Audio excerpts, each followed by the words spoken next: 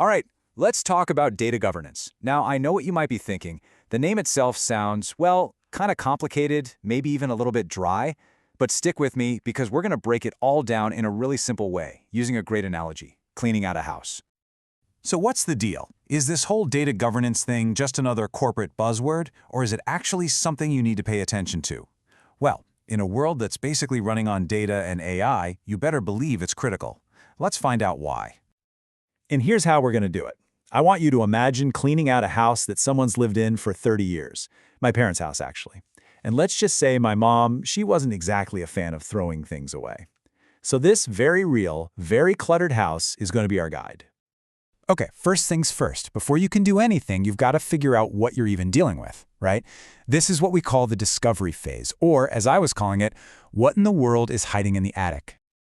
So for the house, that meant literally going through every single box in the basement, digging through every corner of the attic, just to see what was there. Old clothes, photos, forgotten heirlooms. Well, in the data world, it's pretty much the same deal. You need to get a handle on every single data asset your organization has. Doesn't matter if it's in the cloud, on your own servers, or streaming in from some app. You see, the really crucial part here is that discovery isn't just about listing out the data you already know you have. That's the easy part. The real challenge, and honestly, where the magic happens, is in finding all the data you didn't know about, the dark data. For me, that was everything tucked away in that attic. Okay, so you found everything. You can't just leave it all in one giant messy pile. That brings us to step 2, classify and enforce.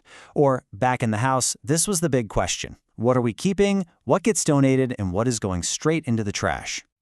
In the house, I had to start sorting things into piles, into categories, right? This is a family heirloom, these are old photos, these are toys, and oh, look, financial records. It's the exact same process with your data. You classify it into useful buckets like customer data, product data, or financial data. You're basically slapping a label on every piece of info so you know what you're looking at. So how do you decide what to do with all these different categories? It's really a two-step dance. First, you set a policy. You can think of a policy as the general guideline, the why you're doing something. Then you apply a rule. The rule is the specific concrete action that actually makes the policy happen. That's the how.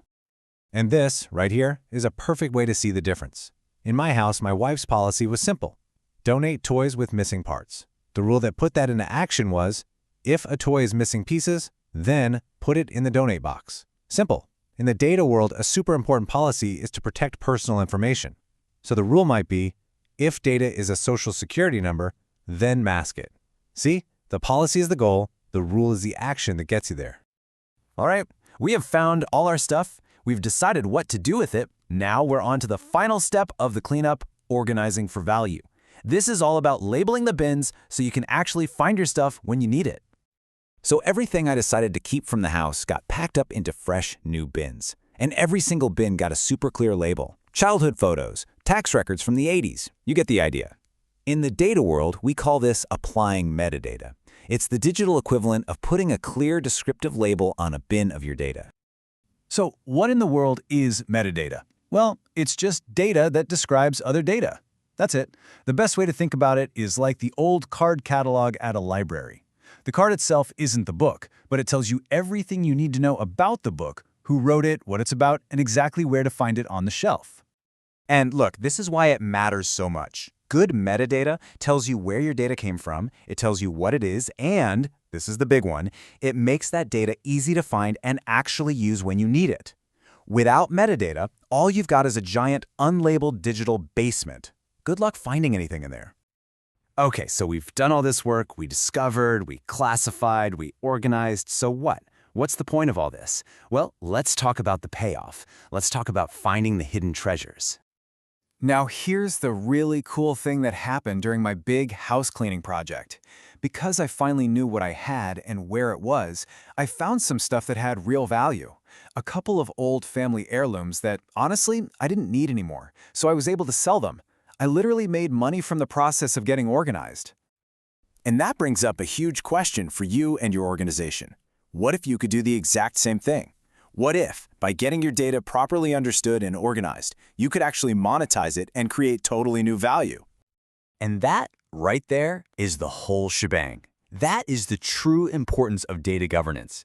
It is the framework, the process that helps you finally understand what data you're sitting on so that you can unlock its true and often totally hidden value. But hold on, there is one massive, and I mean massive, difference between my cluttered house and your company's data. So let's talk about the automation advantage, because this is where the analogy breaks down in the best possible way. You see, for me, cleaning out that house was slow. It was tedious. It was 100% manual labor, just me going through box after box after box by hand. It was the one thing I desperately wished I could have automated. But here's the incredible news for you. While cleaning a house is always going to be manual, every single step of data governance we just walked through, the discovery, the classification, the enforcement, even adding the metadata, all of it can be completely automated with the right tools. Now that is a game changer. So I'll leave you with this final thought. Now that we've gone through this whole journey, from the dusty attic to the power of automation, what hidden heirlooms, what untapped potential, what incredible value is just sitting there, locked away in your data, waiting for you to discover it?